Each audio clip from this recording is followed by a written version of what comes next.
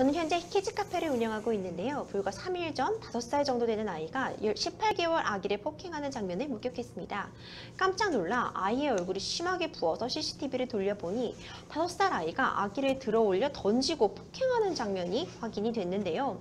가해 아동의 엄마는 걱정해주는 척을 하다가 CCTV를 확인하겠다고 하니 갑자기 화장실을 간다며 아이를 데리고 사라졌습니다. 가만히 있는 것은 말이 안 되는 것 같은데 5살 너무 어린 아이라 경찰에 신고를 하는 것도 망설여지는데요. 어떻게 해야 할까요? 아니 5살 정도 되는 아이가 18개월짜리 아이를 때리다니요. 이거 너무 좀 끔찍한 일이 벌어진 것 같은데 사연 어떻게 보셨어요?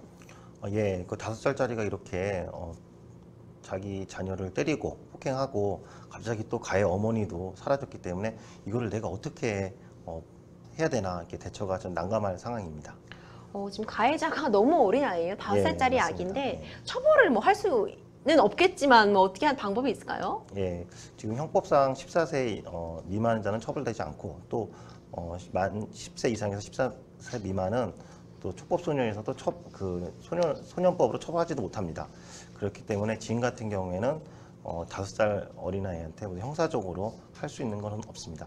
그렇다고 5살짜리 아이한테 또 민사 그렇죠. 청구할 수도 없습니다. 그렇기 때문에 5살짜리 아이는 형사나 민사 청구에 상대방이 되지는 못합니다.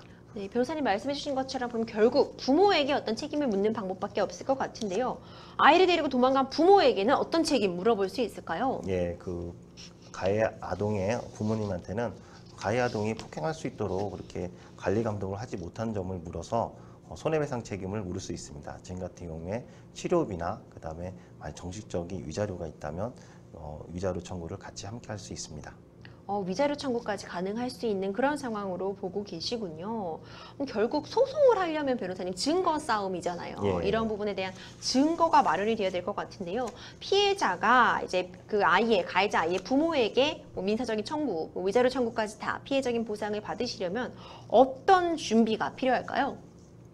5살짜리 아이가 내 아이를 폭행했다. 이거에 대한 정확한 증거가 필요합니다. 이 정확한 증거를 입증하는 것은 바로 CCTV입니다. 그래서 우선 피해 학생의 부모는 키즈카페 사장한테 이 CCTV를 확보해 주세요 라고 말할 수 있습니다. 더 좋은 거는 복사해서 넘겨주세요 라고 말하는 게 좋습니다. 키즈카페 사장들은 넘겨주는 사람도 일부 있지만 이거 넘겨줄 수 없습니다 라는 사람들도 많이 있습니다. 그럴 경우에는 이 폭행한 장면을 따로 좀 보관 좀 해주세요 라고 말씀해 주시는 것이 좋습니다. 왜냐하면 CCTV가 시간이 지나면 삭제되기 때문에 그 폭행 장면이 없어질 수가 있습니다. 그러면 폭행했다는 피해받았다는 증거가 사라지기 때문입니다. 그렇기 때문에 꼭 키즈카페 사장한테 이거 보관해 주세요 라고 말씀해 주시는 것이 좋습니다.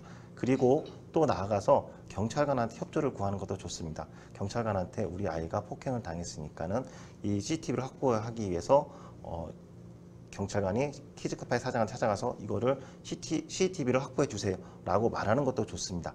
근데 경찰관도 5살짜리 아이라서 너무 어린아이 형사처벌 대상도 안 되고 그 다음에 키즈카페 사장도 내가 그 마음대로 내줄 수도 없다 이런 경우가 생길 수가 있습니다.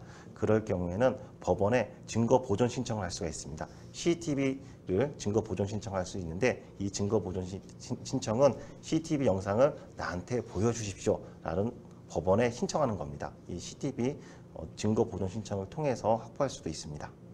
그렇군요. 변호사님 말씀 주신 것처럼 결국 CCTV 확보하는 게 가장 중요할 것 같아요. 이제 그 키즈카페 사장님한테 부탁을 드리든 경찰 협조를 구하든 증거 보전 신청을 하시든 CCTV 확보하시는 거 중요할 것 같고요. 지금 상담자님과 같이 남이 누군가를 폭행하는 거를 목격한 목격자가 되는 경우가 있을 수 있잖아요. 네. 좀 당황하실 것 같은데 폭행 현장 등 범죄 상황 목격했다면 어떻게 하는 게 좋을지 간단히 정리해 주시죠. 예, 우선 목격했다 그러면 우선 피해가 더 이상 지속되지 않도록 하는 게 중요하겠죠. 그래서 바로 경찰서에 신고하시는 것이 좋습니다. 그리고 만약에 그다음에 그 폭행 장면을 또 폭행이 더 이상 진행하지 않도록 말리는 것도 중요하고요. 근데 이걸 누가 폭행했는지 누가 가해했는지 좀 더 시간적 여유가 있다면 사진을 찍어 놓는 것이 매우 좋습니다. 그래서 가해자한테 피해받은 사람이 손해배상을 청구할 수 있도록 도움을 주는 것이 현명한 방법입니다. 변호사님 말씀처럼 너무 우리 주변의 일에 무감각하게 받아들이지 마시고 이런 장면 목격하셨다면 좀 적극적으로 대처해 주시는 것도 큰 도움이 될 것 같습니다.